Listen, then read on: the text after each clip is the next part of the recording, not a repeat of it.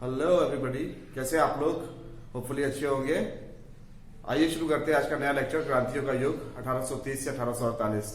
इससे पहले वाली वीडियो में हमने देखा था वियना की संधि के बारे में, और वहां पे जो था नेपोलियन युग का अंत होके वियना की संधि में ऑस्ट्रिया, प्रशा, रूस और जर्मनी ने, ब्रिटेन ने एक अपना स्थापत्य कायम कर लिया था और पूरे यूरोप में ये महाशक्तियों के रूप में उभर के आई थी। चलिए इसके आगे चलते हैं। हमने देखा कि कैसे ऑस्ट्रिया, ब्रिटेन, रूस, प्रशा ये चारों महाशक्तियों के रूप में उभरे थे उस समय 1815 में। अब आगे क्या था? आगे योजना ये थी कि भाई हर चीज को उस समय पलट दिया गया था। बुर्बो वंश की स्थापना कर दी गई थी। सब चीजें दोबारा पुनः वही हो गई थी जो नेपोलियन के टाइम से पहले थी। तो यहां पर फिर कहीं ना कहीं जो इफेक्ट था वो प्रजा के ऊपर पड़ने लगा था। जो प्रभाव था गलत नीतियों का वो प्रजा के ऊपर पड़ने लगा था और प्रजा फिर से कुशासन की शिकार हो गई थी। तो अब धीरे धीरे जाहिर सी बात है, जब कुछ समय तक फिर से वही चीजें सामने आने लगी, थोड़ी समय तक लोगों ने झेला, कैसे बर्दाश्त किया, लेकिन इस बार लोग बहुत ही ज्यादा डरे हुए थे। डरे इस तरीके से थे कि भाई कोई साहस ही नहीं कर रहा था कि कैसे सत्ता को बदला जाए या सत्ता से विद्रोह किया जाए, कि कैसे क्रांतियों की शुरुआत की जाए। क्योंकि भाई चारों शक्तियां एक हो गई थी और चारों महाशक्तियों के सामने खड़े होना तो बिल्कुल मौत को दावत देने के बराबर था और कुछ नहीं था। ये क्रांतियों का युग जो था 1830 से 1848 का, ये बहुत बेहतरीन युग था। इस क्रांतियों के युग का नेतृत्व समाज के मध्यम वर्गीय लोगों ने किया था, और जो लोग थे वो थे डॉक्टर, इंजीनियर, लेखक, अध्यापक, प्रोफेसर। इन लोगों ने जो था समाज की इस क्रांति का नेतृत्व किया था। शुरुआत करते हैं फ्रांस से। फ्रांस में क्रांतियों का विद्रोह शुरू हुआ था सबसे पहले, और इसमें क्या हुआ था कि जो भाई सबसे बड़ी चीज वहां पे ये हुई थी कि बुर्बो वंश की स्थापना दोबारा हो गई थी और कुलीन वर्ग दोबारा स्थापत्य में आ गया था, सत्ता में आ गया था। यहां पर फिर वही चीज हुई कि इन्होंने बुर्बो वंश को फिर से निकाल के बाहर फेंक दिया, बुर्बो वंश को खत्म कर दिया, और उसकी जगह इन्होंने अब की बार लेके आए कॉन्स्टिट्यूशनल मोनार्की, मतलब संवैधानिक राजतंत्र। राजतंत्र फिर भी था लेकिन इस बार संवैधानिक राजतंत्र था। उसमें उन्होंने लुइस फिलिप को राजगद्दी पे बैठाया और लुइस फिलिप अब फ्रांस का नया राजा था। हालांकि उस समय शुरुआत में लुइस फिलिप ने जो थे वो सभी बातें दार्शनिकों की और जो लेखक थे, जो मध्यम वर्ग के लोग थे, उनकी सभी बातें मानी और सत्ता को हासिल किया। लेकिन कुछ समय बाद ही उसकी विचारधारा बदल गई और वो अच्छी तरीके से शासन को चलाने में नाकाम सिद्ध हुआ। यहां पर क्या होता है? यहां पर यह होता है कि फिर कुछ समय बाद जो थी वो फिर उसको भी सत्ता से बाहर कर दिया गया था, बेदखल कर दिया गया था। फ्रांस की क्रांति का सबसे बड़ा फर्क जो पड़ा था वो ब्रुसेल्स को पड़ा था। ब्रुसेल्स जो था बेल्जियम में था। तो ब्रुसेल्स में एक तरफ क्रांति फ्रांस में लगी हुई थी और दूसरी तरफ क्रांति ब्रुसेल्स में शुरू हो गई थी।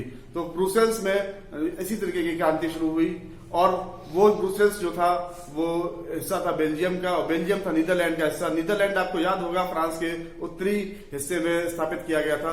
तो यहां पर यह हुआ कि ब्रुसेल्स जो था वो नीदरलैंड के कब्जे से बाहर आ गया और आजाद हो गया था बेल्जियम। अब मतलब बेल्जियम अब एक अलग राज्य बन गया था। तो यहां पर देखिए कहानी कहीं ना कहीं वही जुड़ी होती है कि पहले राजा आता है, अत्याचार करता है, उसके बाद फिर उसके अत्याचारों से लोग परेशान होते हैं, उसकी नीतियों का दमन करना शुरू करते हैं, विरोध करना शुरू करते हैं। विरोध दो तरीके से होता है, एक तो क्रांति के रूप में। क्रांति भी दो तरीके की होती है, एक तो तीर तलवार और लड़ाई वाली, दूसरी होती है शांति वाली। तो ये क्रांति का युग जो था ये शांति वाला था। यहाँ पर सबसे बड़ी अहम भूमिका इस क्रांति में निभाई थी साहित्यकारों ने, रचनाकारों ने, कलाकारों ने, लेखकों ने, कवियों ने और चित्रकारों ने। इन्होंने अपने अपने माध्यम से समाज के हर वर्ग को जोड़ना शुरू कर दिया था। ये आप जानते होंगे अच्छी तरीके से कि ये जो भी चलचित्र या जो भी कार्यक्रम होते हैं या जो भी कहानियां होती हैं, ये लोगों को जोड़ने का बहुत बेहतरीन जरिया होती है। क्योंकि यहाँ पर क्या होता है कि आप भले ही आपस में कितनी भी दुश्मनी रखते हो, लेकिन अगर अमिताभ बच्चन की कोई मूवी टीवी पर आ रही होगी तो साथ में बैठ कर देखेंगे। तो यहां पर भी यही कहानी हुई कि भाई लोगों के पास इतना ज्यादा पावर नहीं था। वो जानते थे कि अगर हमने विद्रोह तलवार वाला किया लड़ाई वाला विद्रोह किया तो हम न कभी नहीं जीत पाएंगे, क्योंकि चारों ताकतें एक हो चुकी थी। लेकिन अगर हमने धीरे धीरे भावना ये पैदा करी लोगों के अंदर कि नहीं, हमको दूसरे तरीके से, हमको साहित्य के माध्यम से, हमको कला के माध्यम से, हमको भाषा के माध्यम से, हमको चित्रों के माध्यम से इनसे लड़ना है, तो ही हम जीत हासिल कर पाएंगे। क्योंकि जाहिर सी बात है, एक समय तक तो लोग किसी भी सत्ता के दबाव में रहते हैं, उसके बाद धीरे धीरे जब उससे उबने लगते हैं तो विद्रोह कहीं ना कहीं शुरू हो जाता है। वो विद्रोह के परिणामों को भुगतने के लिए भी तैयार रहते हैं। आगे आते हैं, आगे आया यूनान का विद्रोह। अब देखिए क्या हुआ, चिनगारी फ्रांस से निकली। जाहिर सी बात है कि पहले ये बात कही जाती थी कि फ्रांस में किसी को छींक आती है तो पूरा यूरोप जो है सर्दी जुकाम से त्रस्त हो जाता है। कहने का मकसद यही था कि जो आग हमेशा फ्रांस में चिनगारी भड़की, वो आग पूरे यूरोप को लपेट के चली गई। अब कहानी यहां पर भी यही थी कि फ्रांस में जब क्रांतियों की शुरुआत हुई तो धीरे धीरे करके बाकी यूरोप के हिस्सों में भी वो फैलना शुरू हो गई। क्या हुआ था, यूनान में इसी तरीके की क्रांति शुरू हो गई थी, क्योंकि यूनान के लोगों ने यूनान के राजा का, जो वहां पे ऑटोमन अंपायर थी, ऑटोमन राजा था, उसका विद्रोह करना शुरू कर दिया था, ये कहकर कि वो केवल यूरोपियों का ही साथ देता है। और वास्तव में वो यूरोपियों का ही साथ देता था। जैसा यूरोपीय देश बाकी कहते थे वैसा ही वो करता था, उसके अलावा अपनी कोई भी नीति नहीं लागू करता था, जिससे यूनान की जो जनता थी वो बहुत ही ज्यादा त्रस्त हो गई थी। यहां पर क्या हुआ, यहां पर भी सबसे बड़ा जो प्रभाव डाला तो सत्ता परिवर्तन में, वो शिक्षकों, लेखकों, कलाकारों और मध्यम वर्गीय लोगों, व्यापारियों ने डाला था। देखते हैं, स्वतंत्रता संघर्ष यूनान का जो था वो बहुत पहले शुरू हो गया था। धीरे धीरे वहां आग लग रही थी, लेकिन जैसे ही उन्होंने देखा कि फ्रांस में ऐसे परिवर्तन हो रहा है तो उन्होंने उस चीज को अपने अंदर भी आत्मसात कर लिया, खुद भी अपना लिया उसको। तो स्वतंत्रता संघर्ष 1821 में शुरू हुआ था। सबसे कवियों, कलाकारों और चित्रकारों ने संग्राम में अहम भूमिका निभाई थी।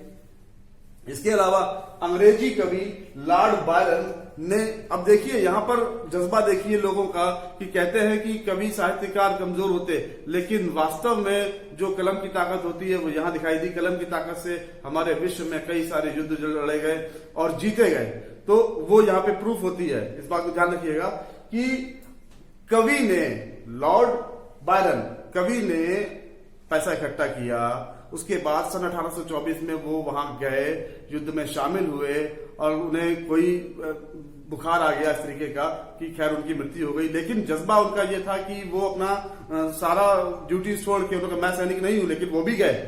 तो ये होता है देश प्रेम, ये होता है एक राष्ट्र प्रेम। यहां से राष्ट्रवाद की भावना का इतना गूढ़ विकास हुआ कि इसके बाद औद्योगिक क्रांति और सब चीजें फलता बहुत ज्यादा डेवलप होते चले गए। अब देखिए यहां पर एक चीज और आती है कि क्या था कि पोलिश गणराज्य जो था, पोलैंड जो था, वो रूस के अंडर में आ गया था। रूस ने पोलैंड पे कब्जा कर लिया था और हालत ये थी कि रूस जो था पोलैंड पे बहुत अधिक अत्याचार कर रहा था। वहां पर भी धीरे धीरे जब यहाँ यूनान में शुरू हुई क्रांति, फ्रांस में शुरू हुई क्रांति, तो वहां पे भी क्रांति ने आग पकड़ी पोलैंड में लोगों ने रूस की सत्ता का विरोध करना शुरू कर दिया, विद्रोह करने शुरू कर दिए। लेकिन अब देखिए वहां पर क्या हुआ था, वहां पर लोगों ने केवल एक चीज को अपना हथियार बनाया, वो थी भाषा। समझिएगा यहां पे कि लोग कहते हैं भाषा से क्या होता है, भाषा से तो सत्ता का परिवर्तन हो जाता है। यहां पर हुआ था, कैसे हुआ था, रूसी जो थे वो उन्होंने पोलैंड के सभी स्कूलों से पोलिश भाषा के लिटरेचर को खत्म कर दिया था। उन्होंने ये बाध्यता कर दी थी कि नहीं, सब बच्चे जो हैं वो रूसी भाषा सीखेंगे। लेकिन क्या हुआ था कि लोगों ने उसके कहने के, उसके दबाव, रूसी दबाव के बावजूद भी अपनी भाषा का अस्तित्व कायम रखा और वो इस बात से नहीं डिगे। उन्होंने कहा नहीं, हमको रूसी भाषा नहीं पसंद, हमें उसको नहीं अख्तियार करना है, हमें उसे नहीं अपनाना है, तो नहीं अपनाना है। अब ये इन्होंने रूसी क्रूरता देखिए, इन्होंने उसके लिए, वो दबाव बनाने के लिए क्या किया कि पोलैंड के नागरिकों को वो साइबेरिया जानते हैं, -23, -24, -27, -30 डिग्री टेम्परेचर रहता है, इतनी ठंडी जगह वहां पे भेज दिया था और जेलों में डालने लगे थे। मतलब साइबेरिया खुद में एक जेल है, क्योंकि वहां पे जीना तो नामुमकिन के बराबर हो जाता था। तो ऐसी जगहों पे ये भेजते थे, लेकिन उसके बाद भी लोग उन कंडीशनों में रहकर अपनी जीवन बचाकर लोगों को प्रेरित करके और उन्होंने वापस से भाई जाहिर सी बात है कि अगर हमारा और आपका सेम लैंग्वेज नहीं होगी तो हम कम्युनिकेशन नहीं कर पाएंगे। कुछ दिनों तक तो हम कहीं ना कहीं कैसे ना कैसे करके कुछ एडजस्ट करते रहेंगे, लेकिन उसके बाद क्या होगा कि भाई जब हम आपकी भाषा ही नहीं जानते तो हम आपको अपनी भाषा में कुछ भी बता सकते हैं। जब हम आपको अपनी भाषा में बताएंगे तो जाहिर सी बात है आपको कहीं भी घुमा सकते हैं, गुमराह कर सकते हैं, बेवकूफ बना सकते हैं। तो यही काम पोलैंड निवासियों ने उस समय रूस के साथ किया था और धीरे धीरे रूस वहां से चला गया था। देखिए यहाँ पे आता है राष्ट्रीय भावनाओं के विकास में भाषा की भूमिका। मैंने यही बताया, यही उदाहरण दिया अभी आपको। 1831 में रूस के विरुद्ध विद्रोह को कुचल दिया गया। विद्रोही सदस्यों ने भाषा को विद्रोह का हथियार बनाया था। समझ लीजिए बात को, मतलब भाषा को हथियार बना के उन्होंने युद्ध लड़ा और युद्ध में विजय हासिल की। यहां पर इस क्रांति के युग से हमको ये पता चलता है कि किस प्रकार भाषा, साहित्य, संगीत और लिटरेचर ये सब हमारे कल्चर के लिए बहुत महत्वपूर्ण होते हैं। ये क्या चीजें होती हैं? ये वो चीजें होती हैं जो हमारी संस्कृति के अस्तित्व को हमसे जुड़ा हुआ रखती हैं। हम कैसे जुड़े, हम कैसे हैं, इस बात का एहसास बार बार हमको याद दिला के रखती हैं। इसीलिए हमको ये बार बार बोला जाता है, हमको कहानियां सुनाई जाती है घर में कि आपके दादा ऐसे थे, आपके परदादा ऐसे थे। वो केवल इसलिए सुनाई जाती है कि आपको पता चले कि आपका बैकग्राउंड क्या है, आपके संस्कृति में पले बड़े हैं, आपके पूर्वज कैसे रहते थे। तो उस तरीके से उस संस्कृति को आप भी बरकरार रखें आगे चल के। देखिए यही हुआ था कि वहां पर लोगों ने एक बीड़ा उठाया था, एक मिशन उठाया था कि सबको वापस से अपनी संस्कृति में जोड़ना, सबको अपनी पहचान याद दिलाना, अपनी संस्कृति याद दिलाना और अपनी संस्कृति को संजो के रखना कि नहीं आपको इसी के अनुसार चलना है, इसके अलावा आपको इधर उधर नहीं भटकना है। तो ये एक बड़ी चीज थी। यही काम किया था ग्रिम बंधुओं ने। ग्रिम बंधुओं ने क्या किया था? ये जो रचनाएं इस समय आप लोग टीवी पे देखते हैं, कार्टून देखते हैं, रूपांजल हो गया, स्नो वाइट हो गया, फेरी टेल्स के कई सारे आते हैं कार्टून्स, तो ये सब जो है ये सब उसी समय की रचनाएं हैं। उन्हीं साहित्यकारों ने ये नाट्य रचनाएं करी थी और इनको वो बकायदा स्टेज शोज करते थे। स्टेज शोज का मतलब उसमें स्टेज तो नहीं थे, लेकिन वो इनका वहां पे प्रचार प्रसार करते थे लोगों को आपस में जोड़ने के लिए, लोगों को अपनी संस्कृति की पहचान याद दिलाने के लिए और उनको उसी वेशभूषा में वापस लाने के लिए। यूरोपीय देशों ने उनके ऊपर कब्जा कर लिया था, लेकिन उनकी संस्कृति को नष्ट वो नहीं कर पाए थे, केवल इसी वजह से क्योंकि वहां के साहित्यकारों ने अपनी संस्कृति को कहीं ना कहीं अपने पन्नों में बरकरार रखा था। देखिए यही चीज होती है कि हमारे भारत में ब्रिटिशर्स आए, सब कुछ हुआ, लेकिन गांधी जी ने कभी धोती पहनना नहीं छोड़ा। क्यों? क्योंकि ये हमारी संस्कृति थी। अगर हम अपनी संस्कृति को भूल जाते तो हम उनकी तरह सोचने लगते। संस्कृति और सोच दोनों में कहीं ना कहीं बहुत बड़ा सामंजस्य होता है। जैसी संस्कृति, जैसी वेशभूषा होगी वैसी आपकी सोच होगी। इसलिए हमेशा अपनी संस्कृति को अलग रखिए।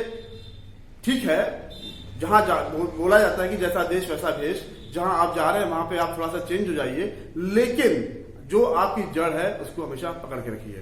तो संस्कृति और साहित्य ही 1830 से 1848 के जो क्रांतियां थी उसमें सबसे अहम भूमिका इन्होंने निभाई थी और उसी से ही ये जीते थे। आगे चल के इन्होंने जो है अपनी जो महाशक्तियां थी उस समय प्रशा, ऑस्ट्रिया, ब्रिटेन और रूस, इनको कहीं ना कहीं शिकस्त के मार्ग पे पहुंचाया था। तो ये था हमारा आज का वीडियो। घर पे रहें, सुरक्षित रहें। मिलते हैं नेक्स्ट वीडियो में फिर से। धन्यवाद।